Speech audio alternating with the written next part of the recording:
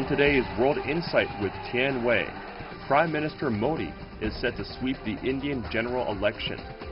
What direction will he take India? And Pyongyang slams the U.S. seizure of its cargo ship. Outrageous acts.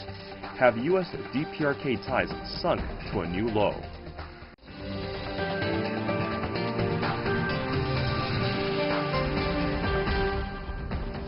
Hello and welcome to World Insight with me, Tian Wei. The program is coming to you live on CGTN. We start off in India, where the country's massive 6-week elections have concluded. Although vote counting is still underway, the latest indicators show Prime Minister Narendra Modi's ruling party is set to win a majority. The benchmark is 272 seats. The main opposition Congress Party garnered just over 50 seats. A set of deep-rooted challenges, though, awaits the new government in India. Take a look.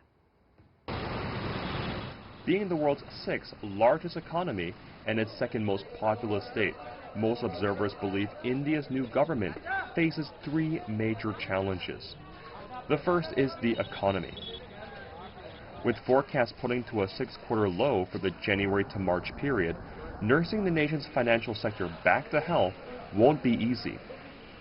The new government will need to find a way to provide jobs for about 1 million people every month going forward. Meanwhile, a budget deficit isn't being helped by the ongoing trade war between China and the U.S. Number 2 is foreign policy. The new government will have to confront serious regional and global challenges. New Delhi has managed to stabilize its relations with Bangladesh, Afghanistan, Myanmar, and the Indian Ocean island states, but its relationship with Pakistan remains on edge, to say the least. How that relationship pans out could define the next prime minister's legacy. The last is reassuring the country's religious minorities. When Modi took office in 2014, he vowed to work for all Indians. Yet the tensions between Hindu nationalists and Muslims, who account for about 15% of the country's 1.2 billion people, still remains, and many Muslims fear it will intensify further if Modi's Hindu Nationalist Party wins a second term.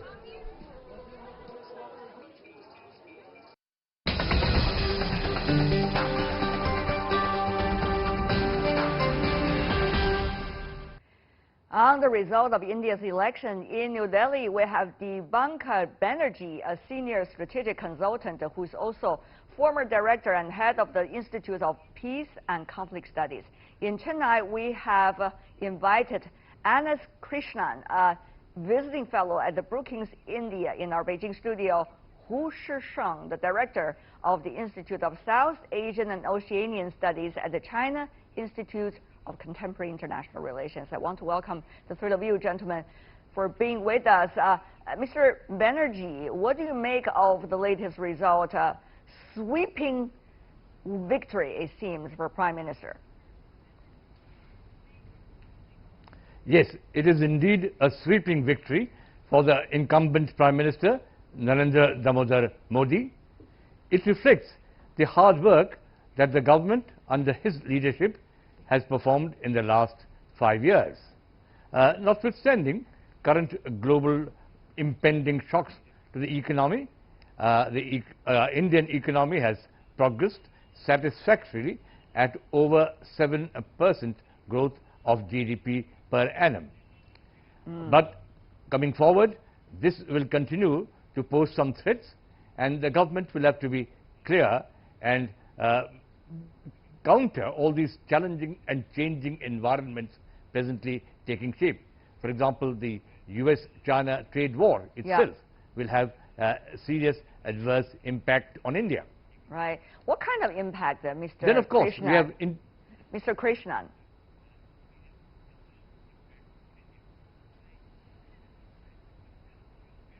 What kind of impact? Well, Tian Wei, I think the biggest takeaway for me from this election, is that it's so much about the economy. The sense that I have here in Chennai as well, which has been borne out by a number of surveys of voters as well, is that their biggest concerns are development issues and economic issues as well. I think Prime Minister Modi's first term has a bit of a mixed record on the economy front, but I think voters have really shown a lot of maturity in saying that even if his agenda remains unfinished, I think what their message is that they still feel he's the best man to take India forward for the next 5 years and address these huge economic challenges that India still faces. What kind of economic challenges, particularly given the newer issues such as the U.S.-China trade war? Mr. Krishnan, if you can.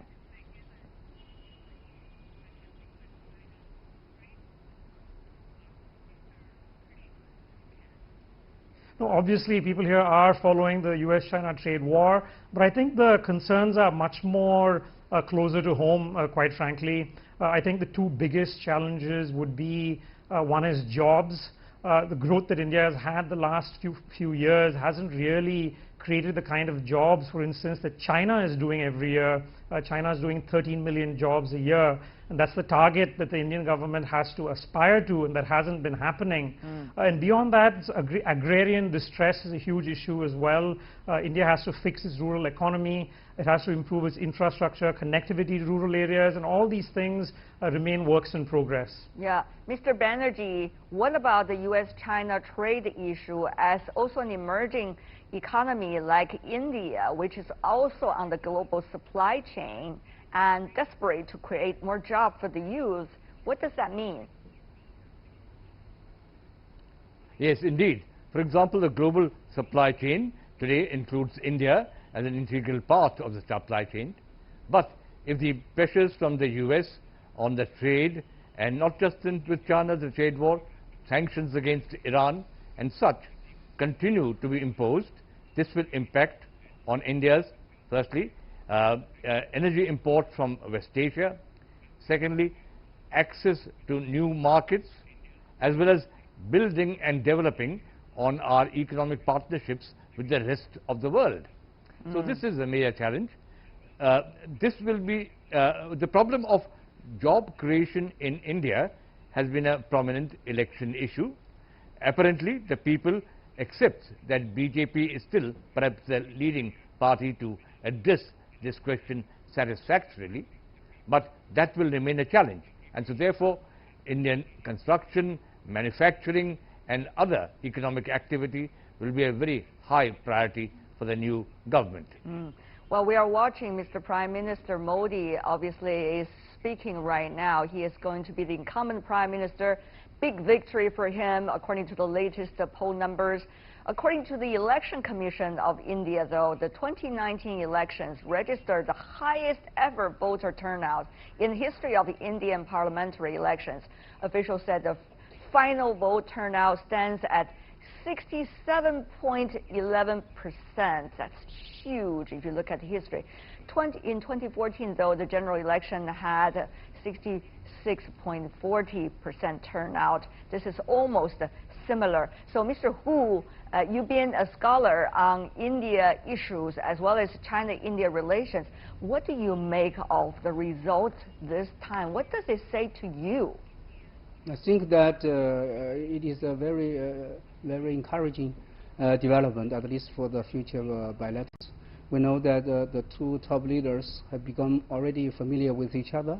They have met each year in several occasions, international arenas, especially last year in Wuhan. So they personally building a good relations. We know that the top leaders' guidance is a major driving force and stabilizer of the bilateral relations. So it can be safe to say that in the future the bilateral relations will be right on the track. So that is a very encouraging development, at least for me, for the bilateral relations. But on the other hand, Mr. Hu, of course, we have learned the great result of Wuhan, for example. The relations between the two leaders have been quite close last year. But the question really is, there's an interesting triangle people have been talking about. For example, India, China, the United States, or India, China, Russia.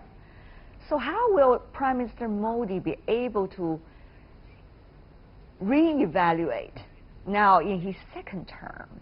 Mr. Hu.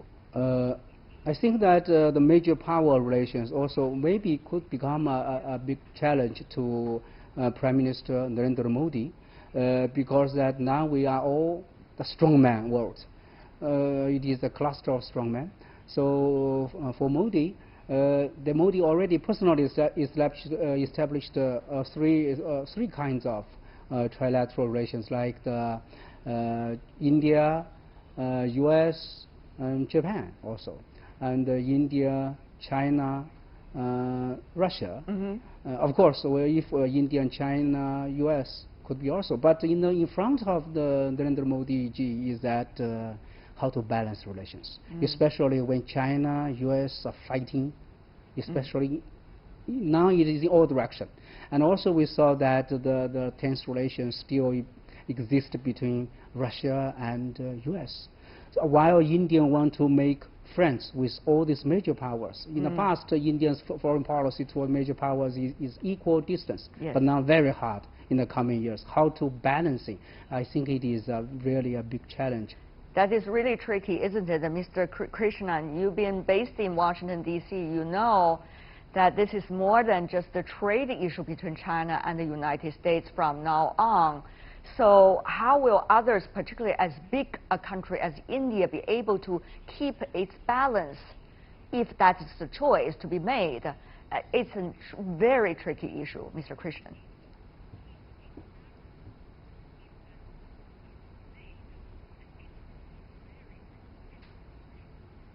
Yeah, I think Professor Hu is absolutely right in the sense that it will be tricky for India to do that. But having said that, I think Prime Minister Modi in his first term was very clear on what is being called India's strategic autonomy. And I think he made that point in a recent interview where he mentioned at the G20 he had a trilateral with Japan and the US, and on the same day he also had a trilateral with Russia and China. So I would think that in the next 5 years we will see a continuity in what we saw in his first term. I don't expect to be major divergences in that. India will continue to, I think it's very positive track relations with China after the Wuhan summit. Its relations with Russia as well are being repaired. And at the same time, you can also expect to see the India-US security cooperation, India-Japan security cooperation that we've seen in the last 2 years. I think that's going to continue as well on a parallel track. How they manage this, I think as Professor Hu says, is going to be tricky. But I expect that balancing act to continue in this second term as well. Well, the first term, shall we say, Mr. Banerjee, when it's come to the balancing act, it could be arguably much easier than the second term if you look at the latest dramatically evolving situation every day between China and the United States, just one of those examples. So, Mr. Banerjee, what is backing your confidence that Prime Minister Modi will be able to not only balance, but also be able to project India's potential as a big player in the region and a significant player in the region? What kind of card is he likely to play? Is he going to focus more on the economic balance and most benefits? Or is he likely to focus on the so-called strategic and power balance to put India more on the map, Mr. Banerjee? Indeed, as you have said, these are very challenging times. We are having an incipient situation in West Asia between US and Iran. The Palestinian question remains still open. And in this entire globe, and of course Venezuela, if you talk about it, and the South China Sea, etc. So this is a time for level-headed leadership around the world to understand and assess the environment effectively. And in that context, I think India-China relations will play a very important role. We have had a very successful meeting, informal summit meeting at Wuhan last year. The follow-up meeting is to take place now, soon, I hope. Mr. President Xi Jinping is to visit India for that summit. We hope it will be sooner than later. I think in that situation, dialogue between top leaders, and especially in Asia, satisfactory, constructive relations between India and China will be very important factors. Prime Minister Modi is a very experienced leader by now, last 5 years, and he has developed a very good understanding of these international developments. But one could argue, Mr. Hu, I am reasonably assured. Okay, one could argue, Mr. Hu, though nobody, Mr. Hu, here in Beijing, has ever experienced what we are experiencing now. When you look at the current realities, at least apparently, about the bilateral relations between China and the United States, let's just unprecedented over the past 40 years, some would argue. And therefore, as the two largest economies in the world, it would definitely have an impact on the rest of the world. So from your perspective, how do you see the possible choices made by the next administration, once again headed by Prime Minister Modi, for the future, strategic, particularly on security and on the regional power, or is he likely to choose economic benefits to the most? I think that to the second term, to Modi ji, still the economic development is a priority of priorities. In the first term, the economic performance is very mixed, not that good. This time, why Modi ji win in the majority, I think they played the card of security. The security card has really played a bigger role. So in the second term, I think he has to take more efforts in have good, impressive economic performance, especially to improve the daily lives. At the same time, to maintain a macroeconomic good performance. On the other hand, of course, the security issues, because how to face in the new challenge after U.S. troops pulling out of Africa, and also after ISIS being dismantled, and then we're feeling the spillover of those foot soldiers who were coming back home to South Asia. Now we already experienced such kind of accidents in Sri Lanka, in Gwadar of Pakistan. So even ISIS has declared that we already established there are two provinces, one in Pakistan, one in India.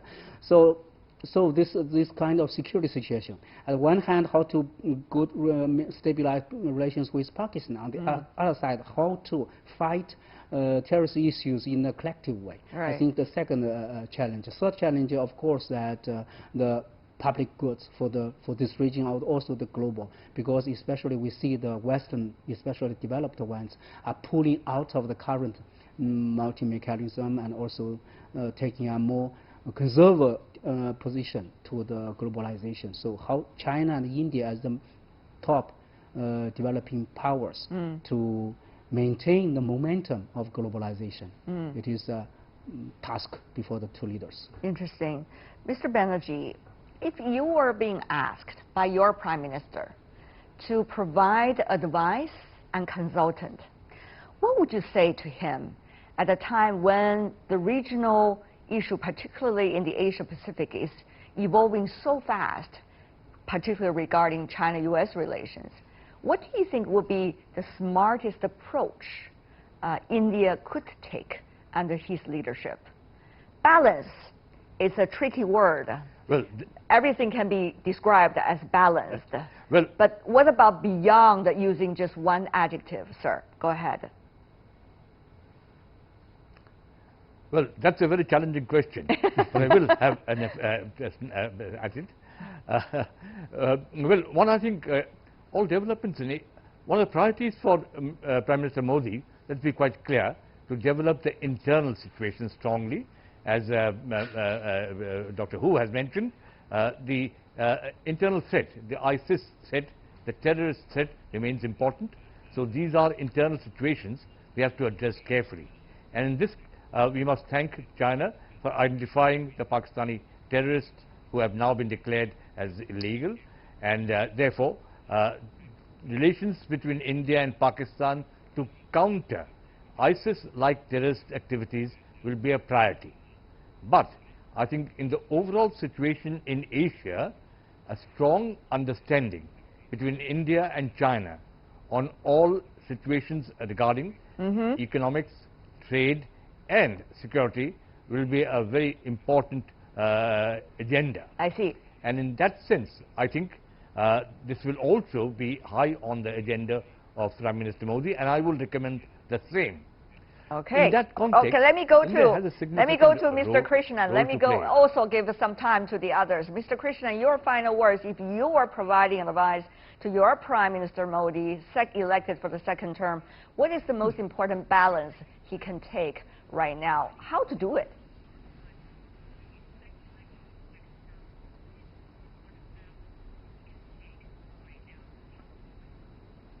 That's a great question, and I think that they were on the right track in the first term.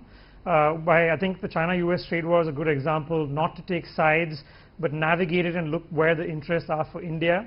The other point that I would make is I think it's a great opportunity to fix relations with China. It's very rare that you have two strong leaders in both countries with strong mandates. I don't think they made the best of the opportunity in the first term. The relationship had too many ups and downs. So I think that this is the time to try and fix some of the problems with China, such as the boundary question that have been generally pushed to the side and ignored. So I would think that this is now as good a time as any to actually have a more ambitious agenda in dealing with China, and I hope that's something that they would look at. I see. Mr. Hu, what about for you to provide any advice to the Chinese leader if you were asked? How about that delicate balance also, briefly? And for China, of course, that with Narendra Modi's India, I think China will still focusing on developmental issues, especially how to provide public goods, not only to our two peoples, but also to this region. I think this is the responsibility of these two emerging Asian powers. All right. Hu Shisheng, Kenneth Krishnan, and Dipankar Banerjee. Thank you so much, gentlemen, for being with us. And we should also congratulate Prime Minister Modi for his second term. You're watching World Insight with me, Tian Wei. Still to come on our program. Pyongyang slams the U.S. seizure of its cargo ship. Have U.S. DPRK ties sunk to a new low?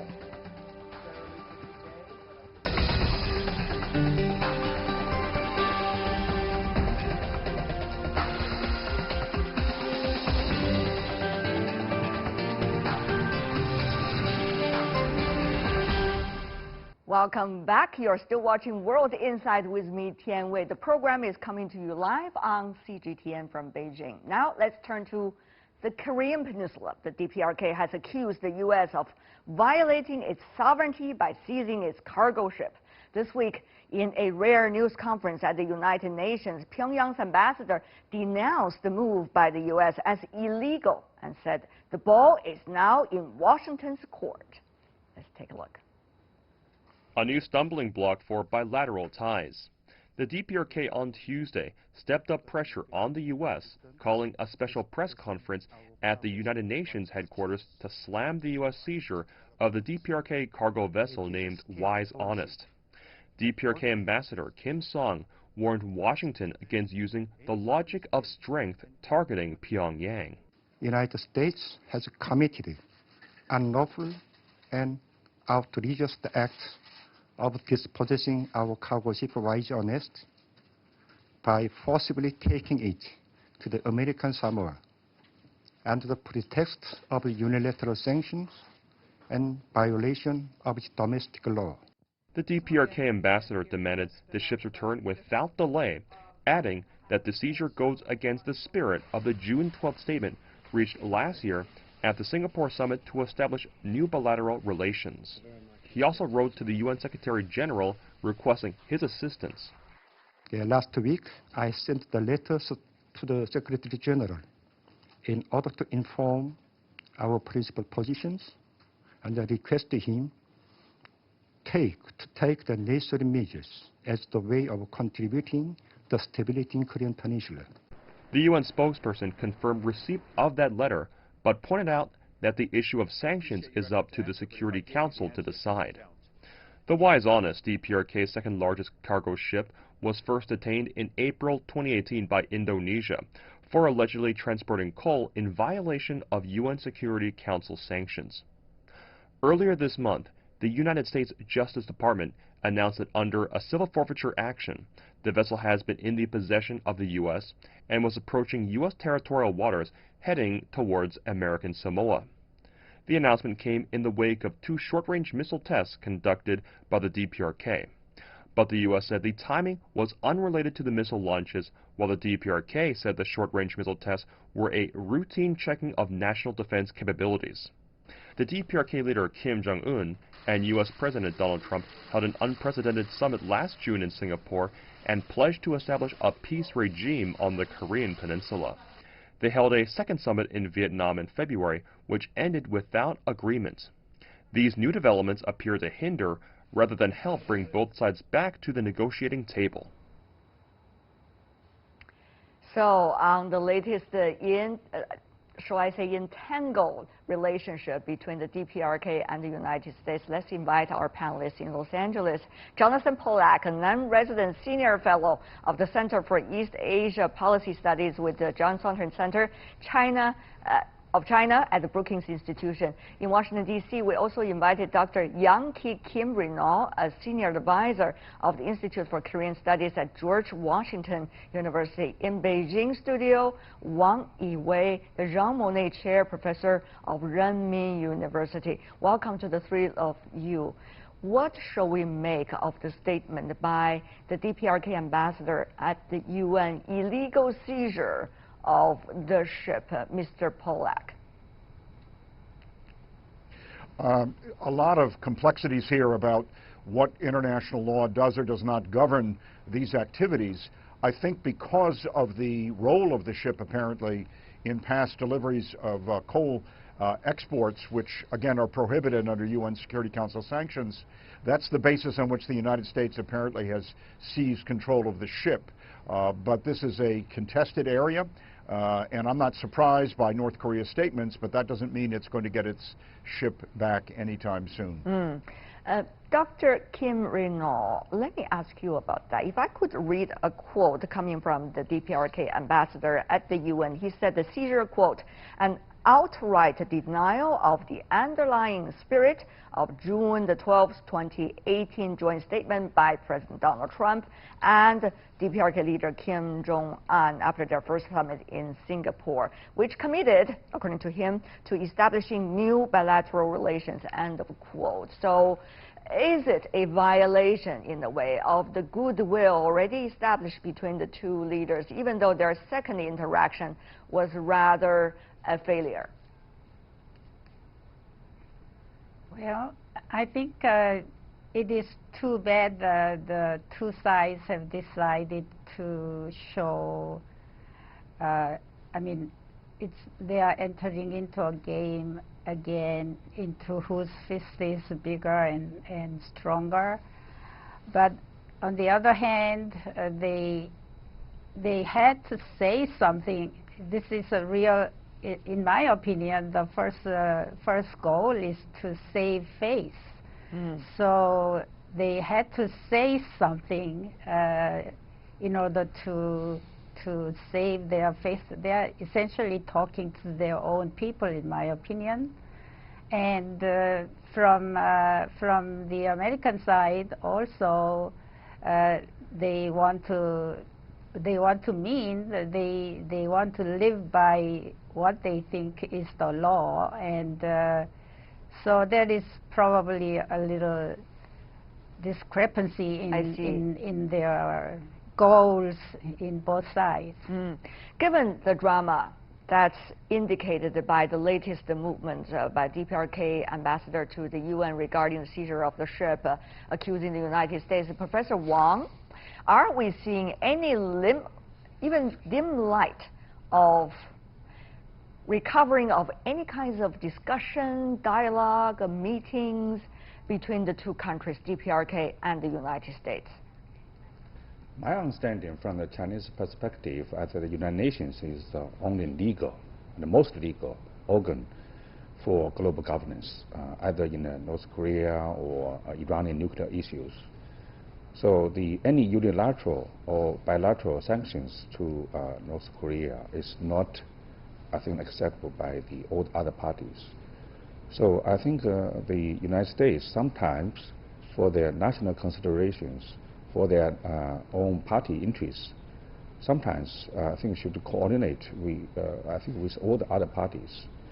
So the North Korea issues make some progress because of the China and South Korea's contribution.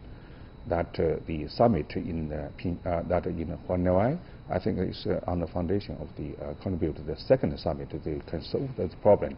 So any bilateral negotiation is contribute to the multilateral, because the United Nations is only legal in organizations in dealing with the North Korean nuclear issue. I see. Mr. Polak, though, as you said, they are mostly talking to their domestic constituencies recently, rather than talking to one another in such a manner. And therefore, what seems to be the priorities both governments are having in mind now, given there are a lot of things that are happening all at the same time in the region? Mr. Polak. I think what these recent events show is just how thin the agreements were that were reached in Singapore. And of course, obviously the failure of the Hanoi summit illustrated this. The United States and North Korea are talking quite literally and figuratively very different languages. There's no indication that the United States at this point is prepared to ease the sanctions regime, which of course would require actions taken by the Security Council. At the same time, North Korea is not giving the slightest indication that it's going to divert from its commitment and its claim that it is a legitimate nuclear weapons state. So we are stuck. The one factor I think that North Korea continues to intimate is that it believes that President Trump, rather than any of the officials working with him, has the ability to make a different decision.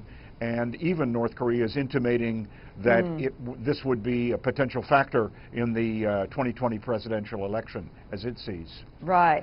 But Dr. Kim Reno, given the latest dramas going on in Washington regarding President Trump and his administration and some of the latest fights they've got themselves in, for example, the trade war, for example, not just against China, but also many other of its trade partners around the world, and also their own investigation, so-called impeachment. Will the DPRK nuclear issue be a priority for the current White House? Even if it was, in what manner would they mean to the current White House politically? Well, in my opinion, it is in some ways good that they are buying some time, whatever the small incidences there may be, so that people think in both sides that the decision or decisions have not been made in too much of a rush. So this gives an impression that both parties are more serious rather than trying to do something too, flippant way. And I don't take it necessarily too negatively, but because in such a relationship as the one between North Korea and the United States, you cannot all of a sudden just arrive at some kind of peace abruptly. You have to go through the process of being used to each other. Interesting point, isn't it, Professor Wang? What would that mean for South Korea, and particularly China, who used to be the host of the six-party talks and have been encouraging, in playing an instrumental role in further discussions and dialogues to seek a peaceful solution to the Korean Peninsula nuclear issue? What would this tango, according to Dr. Kim Reno, even done now gracefully, graciously maybe, between DPRK and the United States, what does that mean for China? I think the Chinese views very clearly that any bilateral negotiation should contribute to the multilateral solution. The main obstacles or disconnection is between the North Korea and United States. Yes. Both sides think about the other as their threat. that distrust each other. So bilateral negotiation, bilateral talks should contribute to the multilateral solution, because any unilateral or bilateral sanctions to North Korea is not illegal. So United Nations should be the only solutions of that. But a bilateral negotiation between North Korea and the United States definitely contribute to the multilateral negotiation. Right.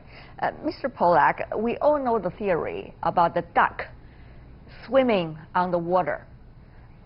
On top of the water, you see a very calm place and also graceful gestures. However, under the water, there are a lot of movement going on. So despite of the little drama going on now with the latest incident about the ship, do you think under the water there are enormous amount of movements, or actually there's none, which would mean what? I think that the duck is calm on the surface. I think also the duck is probably not doing a lot of paddling under the surface. I'm not aware of anything right now that gives a lot of belief or credibility to the belief that there's a kind of a quieter process going on. If anything, I think what we see is both North Korea and the United States are in effect playing for time. But with North Korea, I see an increased urgency. They're feeling a lot of political pressure. They're feeling, even more important, a lot of economic pressure. And unless and until the question of any kind of future dealings, whether on humanitarian issues, other kinds of assistance, are resolved, North Korea is going to find itself in an increasing bind. The other problem, of course, is that North Korea has given President Trump a deadline.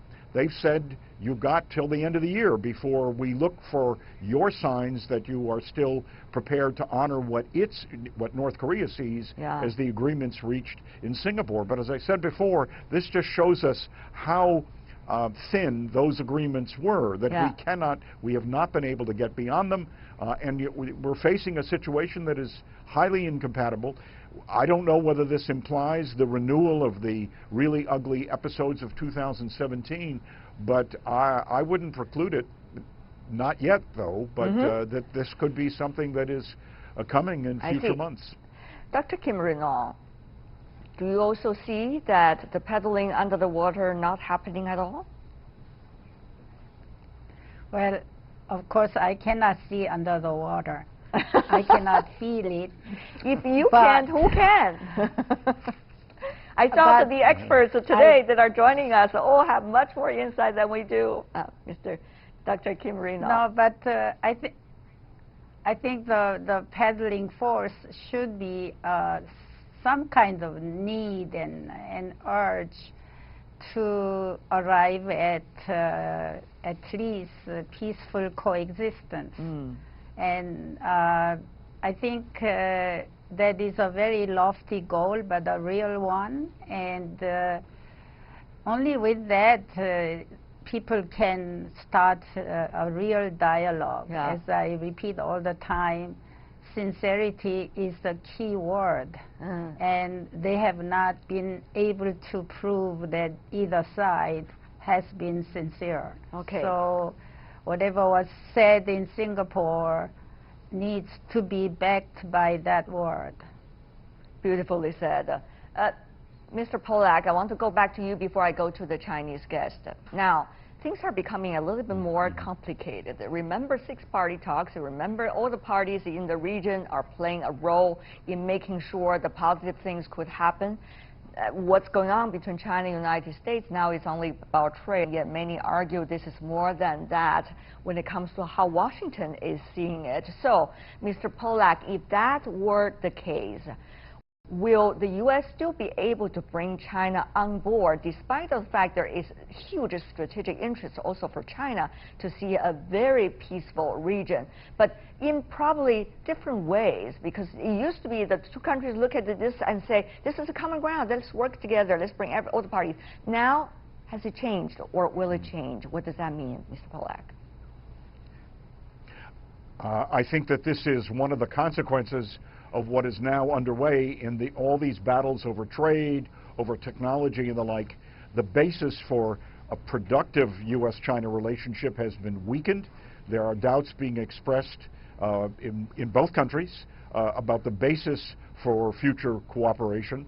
In effect, what they are doing is, both sides are, by elevating these other dispute issues, it makes it far more difficult, in my view, to have the kind of effective communication and collaboration on the issue of the North Korean nuclear weapons program. So this is one of the definite consequences of the very ugly atmosphere that's now evident between the United States and China. I see. Professor Wang, your answer. You got 1 minute if you can.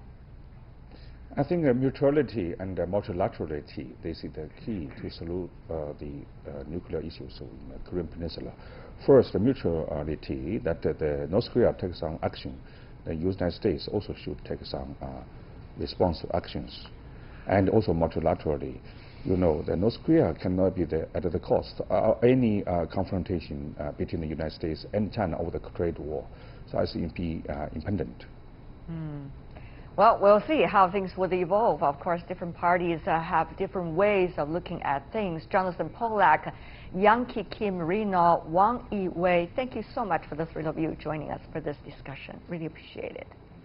And that is all the time we have for today. If you'd like to see more, try to find us World Insight CGTN into your search engine, or check out our YouTube channel. You can also follow us on Twitter, Facebook, and Sina Weibo.